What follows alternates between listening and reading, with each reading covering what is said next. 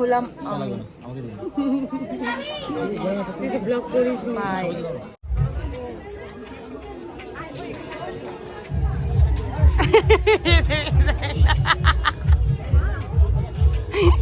কেউ দেখছে সবাই, জয়কে নে, জয়কে।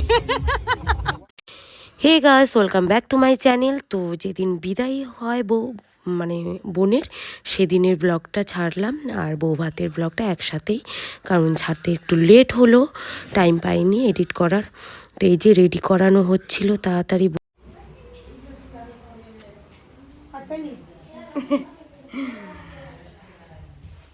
এই যে ঘর বাড়ির অবস্থা দেখতে পাচ্ছ কি হয়ে আছে, অনেক নোংরা হয়ে আছে ঘর টর একদম। আর সবাই ওইদিকে বসে আছে, মামা মামি মাসিরা সবাই বসে আছে, গল্প করছে আর আমি ভিডিও করছি। আর আমার 3 দিন ধরে ঘুম হয়নি, 3 দিন মাথা ব্যথা আমার খুব। আজকে বিদায় হবে, তারপরে আমি স্নান টান করে একবারে ঘুমোবো একটানা, মানে কি আর বলবো। তো চলো।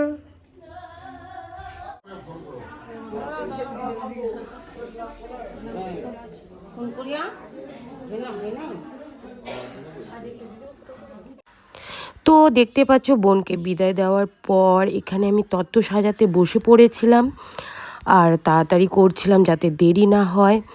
আর বোনকে বিদায় দেওয়ার পর তো একটা দিন গ্যাপ থাকে মাঝখানে, তারপরের দিন বৌভাত হয়, তো তার জন্য বসে পড়েছিলাম। আর বিদায় দেওয়ার ব্লগটা আমি করতে পারিনি, কারণ তখন কান্নাকাটি করতেই কি আর বলবো, ব্যস্ত ছিলাম। ব্যস্ত না, যাই হয়, ভিডিও করতে পারিনি তখন।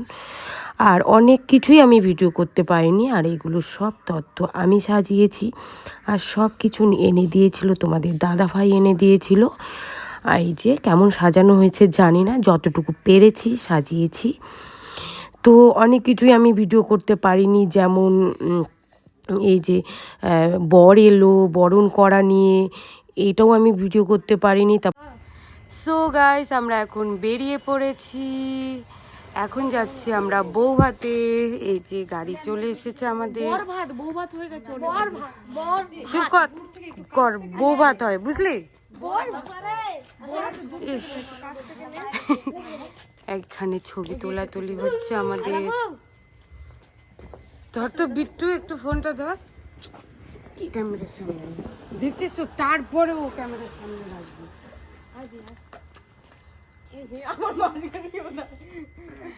আরে তুই দাঁড়া না, তুই এখানটা শাহরুখ খানের মতন কর, ওখানটায় সামনে থেকে সর। আমার সব লুকটাই চেঞ্জ খারাপ করে দিচ্ছিস তুই।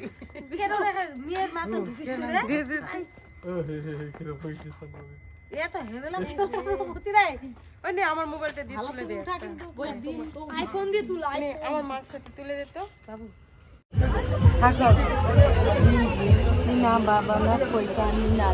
সো গাইস, আমরা এখন চলে এসেছি, দেখতে পাচ্ছ। এই যে মা, আমি, বোন, আমার বৌদিরা এদিকে। চলো চলো চলো। তো বরের বাড়ি চলে আসার পর বোনের সাথে আমি দেখা করতে চলে এসেছিলাম। আমি না, সবাই মিলে দেখা করতে চলে এসেছিলাম।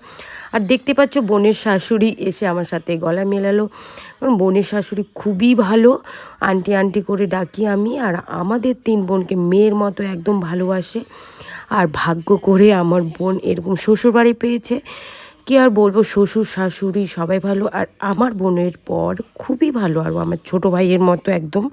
আর এই তত্ত্বগুলো সাজিয়ে রেখেছিলাম, এখানে কিছু ছবি টবি তোলা হচ্ছিল, তারপরে আমরাও কিছু ছবি টবি তুলছিলাম।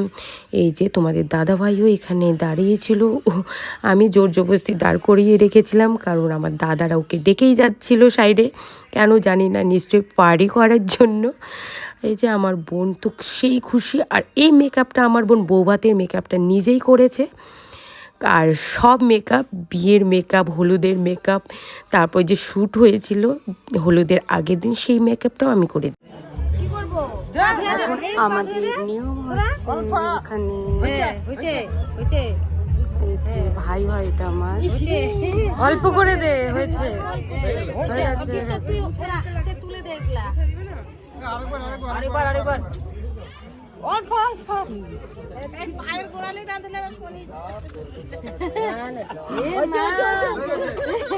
আবার তো শুটটা উঠাতে হবে কিন্তু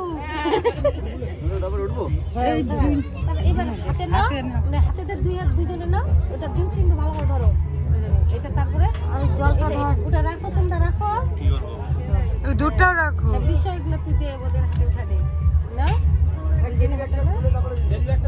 দিবে দুধ কলা খাবেন দুধে ভাতে খান সবাই দিবে ভাতে সবাই শান্তিতে সুখে শান্তিতে সুখে শান্তিতে সংসার বিয়াইনি দুটো কি করছে হয়েছে হ্যাঁ হয়ে গেছে এখন তারপরে আমাদের মধ্যে কিছু নিয়ম থাকে, সেগুলো পালন হওয়ার পর বাবা আশীর্বাদ করছিল। এই যে দেখতে পাচ্ছ, পরপর সবাই বড়রা আশীর্বাদ করলো ওদের। এই যে মা আশীর্বাদ করলো, আমি আশীর্বাদ করলাম, আর পাড়ার যারা কাকিমা জেঠিমা সবাই এসেছিল তারাও আশীর্বাদ করেছিল। আর বিয়ের কিছু কিছু ভিডিও ক্লিপ আছে, আমি সেগুলো নিতে পারিনি, কারণ বিয়ের দিন আমি এত ব্যস্ত ছিলাম আর বলে বোঝাতে পারবো না। যে বরণ করছিল যে মা বরকে, তারপরে শুভ দৃষ্টি, এগুলো কিচ্ছু আমি ভিডিও করতে পারিনি। তার জন্য তোমরা হয়তো বিয়ের ভ্লগে দেখতে পারোনি যে কিছু কিছু। তারপরে এই যে এটা আমার মেজো বোন, ও আশীর্বাদ করেছিল। তারপর আমার ছেলে তো সেই হ্যাপি, কারণ যখনই ওর মাসি কান্না করে, একটু মাসির সাথে ও দুষ্টুমি করে, ভীষণ দুষ্টুমি করে, ছোট মাসি বলে কথা। তো ওর সাথে ও তো কোলে পিঠে করে আমার ছেলেকে ওর ছোট মাসি করেছে, মানুষ করেছে। তো এই জন্য একটু দুঃখ কান্না হাসি মিলিয়ে জীবন সব কিছুই। আর মাসির এই যে আমার যে ছোট বোনের যে বর আছে, তাকে তো দাদা দাদা এখনও বলে, মেসো তো বলেই না। এই যে এটা আমার ভাই মামার ছেলে, ও আশীর্বাদ করলো, ও রায়গঞ্জে থাকে। তারপর আমার মামিরা আসতে পারেনি, বিয়ের দিন সবাই এসেছিলো, আমার মামা মামি সবাই এসেছিলো। আর বৌভাতে আসতে পারেনি, কারণ ওরা এত ব্যস্ত, গ্রামে বাড়ি, ওদের অনেক ছাগল গরু ক্ষেত কামারি করতে হয়, কারণ ওদের ফসল টসলও দেখতে হয়, তার জন্য ওরা তাড়াতাড়ি চলে গেছিলো।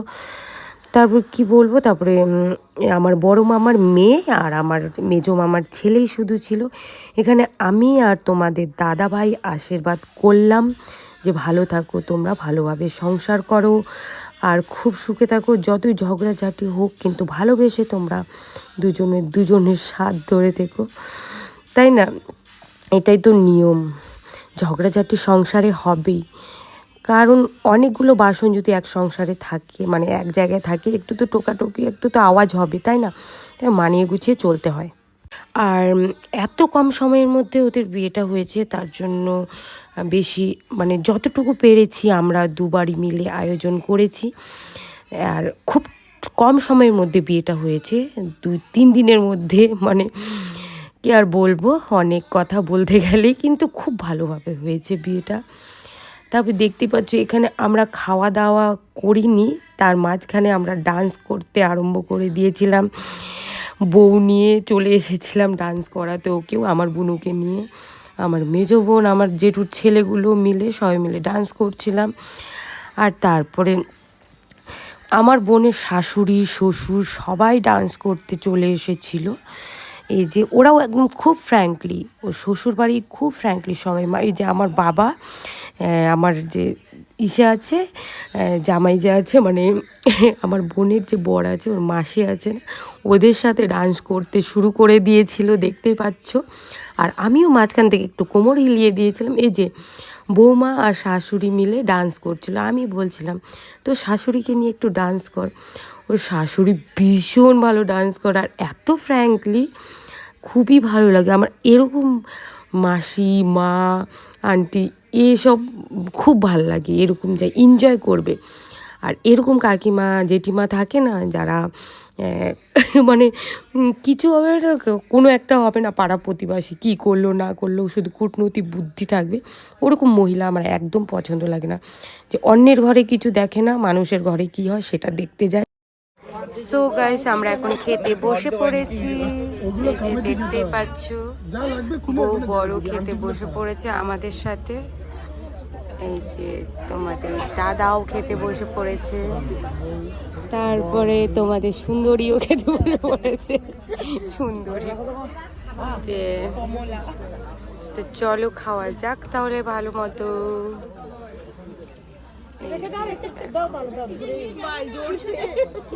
ইসমাইল আসেনি, বলেছিলাম ওকে আসতে।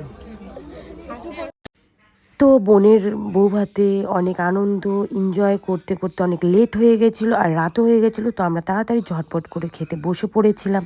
আর বাড়িতেও তো যেতে হতো কারণ জোজো একা একা ছিল। তো তারপর আমরা খাওয়া দাওয়া করতে করতে একটু কথাও বলছিলাম।